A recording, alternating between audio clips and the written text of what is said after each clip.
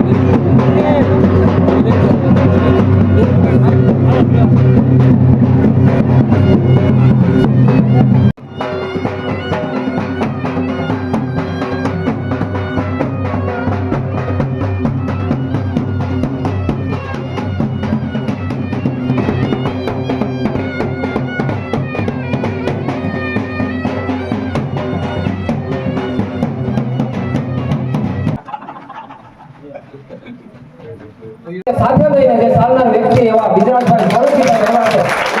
વિજરાજભાઈનો હૃદયપૂર્વક ખૂબ ખૂબ આભાર માનું છું અને ગરીબોને સાથે રાખીને જે સાલના એક વ્યક્તિ હોય તો હું વિજરાજભાઈનો ખૂબ ખૂબ આભાર માનું છું અને વધારે કાંઈ ન કહેતા આપણે વિજરાજભાઈને સાંભળવા માટે આવ્યા છીએ અને ભાઈને નમ્ર અપીલ કરું બોલી આપજો.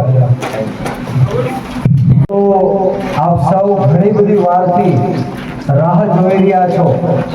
આપણે ભારત માતાનો જયઘોષ કરવાનો છે. બે હાથ ઉપર કરી મુઠ્ઠી વાળી અને તાકાતથી બોલવાનું છે, ભારત માતા કી જય! ભારત માતા કી જય! ખૂબ ખૂબ આભાર.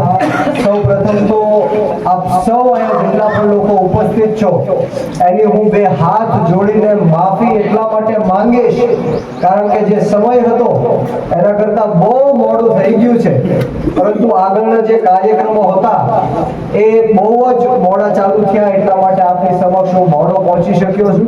અને બીજી માફી એટલા માટે માંગીશ કારણ કે છેલ્લા 4 દિવસથી 7-7, 8-8, 10-10 સભાઓ લઈને મારો અવાજ છે એ બેસી ગયો છે એટલે કદાચ તમને મારો અવાજ ન સંભળાય તો માફ કરજો. આપણી વચ્ચે મંચ ઉપર બિરાજમાન આપણા દિલ્હીના જે સહયોગીઓ છે, જે નેતાશ્રીઓ છે, જે ગુજરાતમાં પરિવર્તન લાવવા માટે ગરીબ અને પછાત લોકોના હક અધિકાર અને ન્યાયની વાત કરી રહ્યા છે, આપણા સૌની આત્મા જગાડવાનું કામ કરી રહ્યા છે, જે આમ આદમી પાર્ટીના ખૂબ જ બાહોશ નેતાઓ છે એ અરવિંદ કેજરીવાલ સાહેબે આપણી વચ્ચે અહીંયા મૂકેલા છે એવા દીપક આહુજાજીનું એકવાર જોરદાર તાળીઓથી સ્વાગત કરીએ. સાથોસાથ એવા જ આપણા મેયર, જે પૂર્વ મેયર આખા દિલ્હીના પૂર્વ મેયર રહી ચૂક્યા છે એવા મહેશભાઈ કીચી સાહેબનો પણ એકવાર જોરદાર તાળીઓથી સ્વાગત કરીએ. એવા જ આપણા દિલ્હીથી કોર્પોરેટર પાર્ષદ જેઓને ખૂબ બહોળો રાજકીય અનુભવ છે અને રાજુલા વિસ્તારની અંદર જેઓ ખૂબ સારી રીતના પ્રવાસ કરી રહ્યા છે, લોકોને મળી રહ્યા છે એવા મુકેશભાઈ સોલંકી માટે પણ એકવાર જોરદાર તાળીઓ થઈ જાય. હાજી. અને એવા જ આપણા બીજા કોર્પોરેટર શ્રી જેઓ દિલ્હીના કોર્પોરેટર છે અને આપણી વચ્ચે અહીંયા માર્ગદર્શન આપવા માટે ઉપસ્થિત છે એવા સંદીપજી માટે પણ એકવાર જોરદાર તાળીઓ થઈ જાય. અને આ વિસ્તારના આપણા તાલુકા પંચાયતના ઉમેદવાર આપણા લોકલાડીના કિરીટભાઈ પણ અહીંયા ઉપસ્થિત છે, એમની માટે પણ એકવાર તાળીઓ થઈ જાય. મિત્રો હું વિશેષ વાતો નહીં કરું, હજી આગળ ઘણી બધી સભાઓ કરવાની છે. હા, આપણા ભાણજીયાઠા રાઠોડ જે સરપંચની છે એમની માટે પણ એકવાર તાળીઓ થઈ જાય.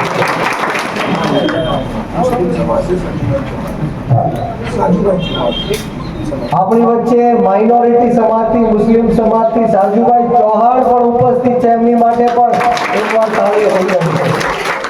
મિત્રો, આવા વડીલોના કારણે આપણો જે સમાજ છે એ ટકી રહ્યો છે. એ લોકોના માર્ગદર્શન હેઠળ આપણે સૌ યુવાનોએ આગળ કામ કરવાનું છે. એટલે વિશેષ વાતો નહીં કરું. મારી ઉંમર ખૂબ નાની છે. મારી ઉંમર માત્ર 30 વર્ષની છે. આપ વડીલો પાસે ખૂબ રાજકીય બહોળો અનુભવ છે, પરંતુ હું આપ સૌ વચ્ચે મત માંગવા માટે નથી આવ્યો. હું આપને સલાહ સૂચન આપવા માટે નથી આવ્યો કે કોને જીતાડો કે કોને હરાવો. પાર્ટીઓ આવતી જાતી રહેશે, નેતાઓ આવતા જતા રહેશે, ચૂંટણીઓ આવતી જાતી રહેશે, પરંતુ એક દીકરા તરીકે આપને હું એટલી વિનંતી કરવા માટે આવ્યો છું કે છેલ્લા 30 વર્ષથી આપણે આ ભારતીય જનતા પાર્ટીને મત આપ્યો, પરંતુ આપણને બદલામાં શું મળ્યું? માત્ર ને માત્ર ભ્રષ્ટાચાર, ભ્રષ્ટાચાર અને ભ્રષ્ટાચાર. ભ્રષ્ટાચાર સિવાય આપણને કાંઈ નથી મળ્યું. જો ગરીબ લોકોને ગરીબ બનાવવાનું કામ જો કોઈ કર્યું હોય, પછાત સમાજના લોકોને પછાત બનાવવાનું જો કોઈ કામ કર્યું હોય, તો એ ભારતીય જનતા પાર્ટીના નેતાઓએ કર્યું છે. આપણે આપણા વિસ્તારમાં હજારો કરોડો રૂપિયાનો ટેક્સ ભરીએ છીએ. નાનામાં નાની સોય લઈએ તો પણ આપણે સરકારને ટેક્સ ભરીએ છીએ, અને મોટામાં મોટું જહાજ લઈએ તો પણ આ સરકાર પાસે આપણો ટેક્સ જાય છે. એ ટેક્સના પૈસે સરકારે આપણને સારા રોડ રસ્તા આપવા પડે, પીવાની પાણીની સુવિધાઓ આપવી પડે, ગટરની સુવિધાઓ આપવી પડે, વીજળીની સુવિધાઓ આપવી પડે, સરકારી શાળાઓની સુવિધા આપવી પડે, સરકારી દવાખાનાઓની સુવિધા આપવી પડે. આ તમામ જેટલા પણ નામ હું બોલ્યો, એમાંથી એક કોઈમાં ઠેકાણા છે ખરી આ વિસ્તારની અંદર? છે કોઈમાં ઠેકાણા? હું રોડ રસ્તાની વાત કરું તો અહીંયા આપણે પેરિસ જેવા રોડ રસ્તા છે. ખાડામાં રોડ છે કે રોડમાં ખાડા છે એ જ ખબર નથી પડતી. અહીંયા આવવામાં વાર એટલે આ રોડના કારણે એટલી બધી લાગી ગઈ. તો મૂળભૂત સુવિધાઓ આપણને વંચિત રાખવાનું કામ કર્યું છે. આ સરકાર ગરીબોની કે પછાત સમાજના લોકોની સરકાર નથી, ખેડૂતોની સરકાર નથી. આ સરકાર ઉદ્યોગપતિઓની સરકાર છે. એ ઉદ્યોગપતિ જેમણે આ ભારતીય જનતા પાર્ટીએ 16 લાખ કરોડ રૂપિયાનું દેવું છે એ માફ કરી દીધું.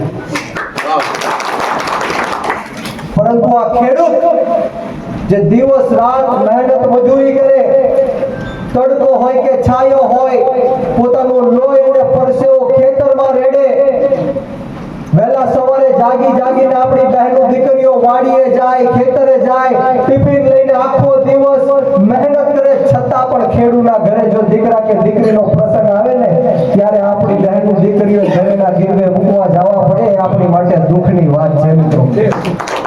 વાત સાચી કે ખોટી?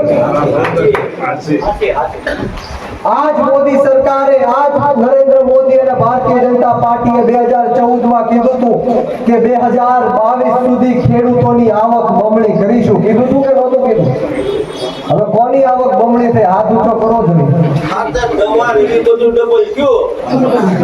આવક બમણી થવાની વાત તો દૂર, પરંતુ દેવા બમણા થઈ ગયા. વાત સાચી કે ખોટી? અહીંયા કેટલા લોકો ખેતી સાથે સંકળાયેલા છે? હાથ ઊંચા કરો છો. બધા લોકો, અને મોટા ભાગના લોકોની ઉપર દેણો હશે. વાત સાચી કે ખોટી? આ લોકો ખેતરે સિંચાઈનું પાણી નથી પહોંચાડી શકતા, આપણા પાકનો ભાવ નથી આપી શકતા, ખાતર માટે લાઈનમાં ઊભું રહેવું પડે, ખાતર સમયસર નથી મળતું, પરંતુ ઇંગ્લિશ દારૂના બાટલા હોમ ડિલિવર થાય છે. વાત સાચી કે ખોટી? આ બધા મુદ્દાને આપણે ધ્યાનમાં લઈને આવનારી જે 26 તારીખની ચૂંટણી છે, એમાં આપણે કિરીટભાઈના હાથ મજબૂત કરવાના છે. કિરીટભાઈ જેવા શિક્ષિત ઉમેદવારને આપણે તાકાત આપવાની છે. નાત જાત ભેદભાવ, ભાષા, ધર્મ, જ્ઞાતિ, જાતિ બધું જ ભૂલી જાઓ. જ્યારે તમે મતદાન મથક ઉપર 26 તારીખે જાઓ, ત્યારે ઘરના બાળકનું મોઢું જોઈને જાજો કે કઈ હાલતમાં ઈ આગળ વધે છે કે નથી વધતો એ પણ આપણને નથી ખ્યાલ. આપણી બહેનો દીકરીઓ સુરક્ષિત નથી, હજી પણ એને દાડીઓ કરવી પડે છે. ખેડૂતોની વાત કરવાની આપને કોઈ જરૂર નથી. બધા ખેતી સાથે સંકળાયેલા છો. હાઈ ટેન્શન લાઈનનો મુદ્દો હોય, ખાતરનો મુદ્દો હોય, આ તમામ મુદ્દાના કારણે ખેડૂતો દિવસે ને દિવસે આત્મહત્યા કરી રહ્યા છે. મિત્રો, યુવાનોની વાત કરું તો આપણો યુવાન શહેરમાં જઈને પૈસા બગાડીને ભાડે મકાન રાખીને પોતે ખાવાનું બનાવીને ખાય, ભણે, સરકારી નોકરીઓની તૈયારી કરે અને જ્યારે પરીક્ષા આપવા જાય તો ખબર પડે કે પેપર તો ફૂટી ગયું. આ પેપર શું કામ ફૂટે છે? આ ભાજપના મળતિયા નેતાઓ એમના મામા ભાઈના દીકરાઓ અને દીકરીઓ માટે પેપર ફૂટે છે ને આપણી જેવા ગરીબ અને પછાત સમાજના યુવાનો ભવિષ્ય છે અંધકારમાં નાખે છે. વાત સાચી કે ખોટી?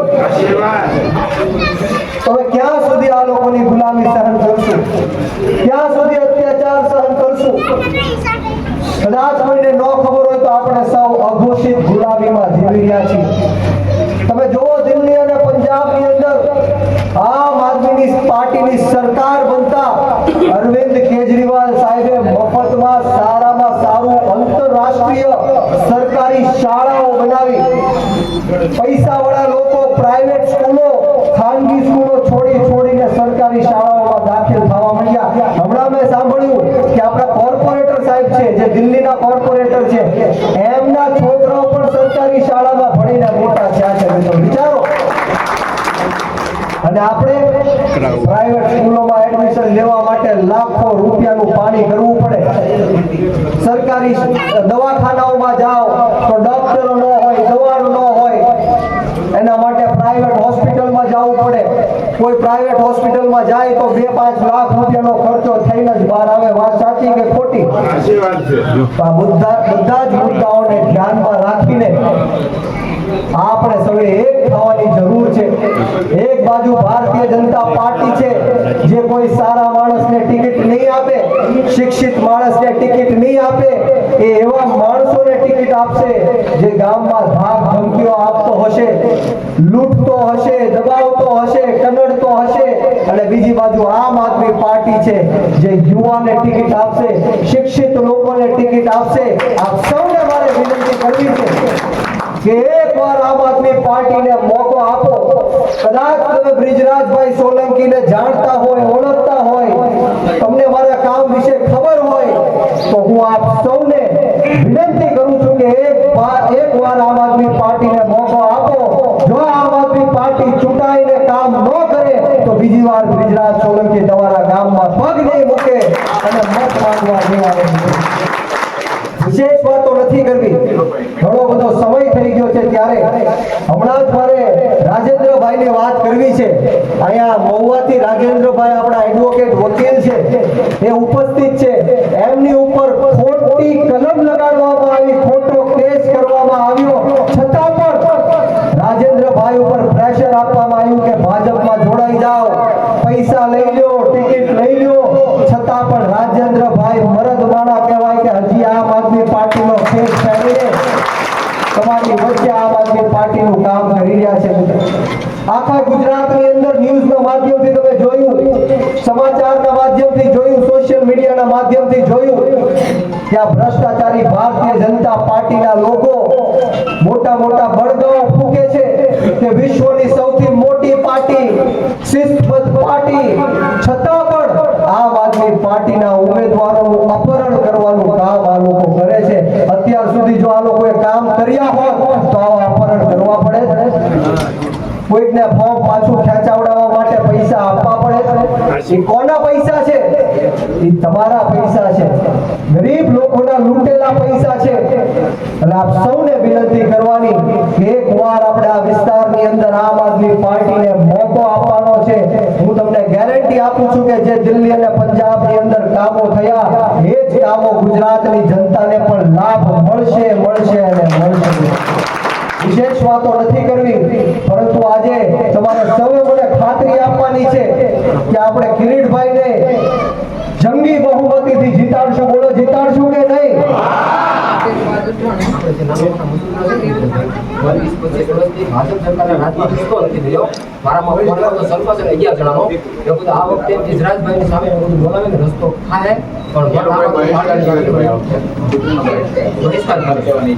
આ મુદ્દાની તો તમને બધાને ખ્યાલ હશે. હા ભાઈ, 25 વર્ષથી રોડ રસ્તા બનાવી નથી શક્યા. 25 વર્ષથી રોડ રસ્તા બનાવી નથી શક્યા. તમે વિચારો, એટલો મોટો ભ્રષ્ટાચાર આ ક્યાં જાય છે? એટલા કરોડો અબજો રૂપિયા ક્યાં જાય છે? આ નેતાઓના ખીચામાં જાય છે. અને જે નેતાઓને પગમાં પહેરવા ચપ્પલ નહોતા, અત્યારે કરોડો રૂપિયાની ગાડીઓમાં ફરે છે, એ આપણા પૈસે ફરે છે. આપણે સૌએ આગળ જોવાનું છે, આપણા બાળકોની સામે જોવાનું છે મિત્રો. અને આવનારા દિવસોમાં પણ હું આવીશ અને જેટલા પણ મુદ્દાઓ હશે એને આપણે વ્યવસ્થિત ઉપાડશું. પરંતુ આપ સૌને વિનંતી કરવાની કે આપણે સૌ કિરીટભાઈને સમર્થન આપીએ. બોલો, પરિવર્તન લાવવું છે કે નથી લાવવું? આમ આદમી પાર્ટીને કેટલા લોકો મત આપશે? હાથ ઊંચો કરો છો. બધા જ લોકો મત આપશે.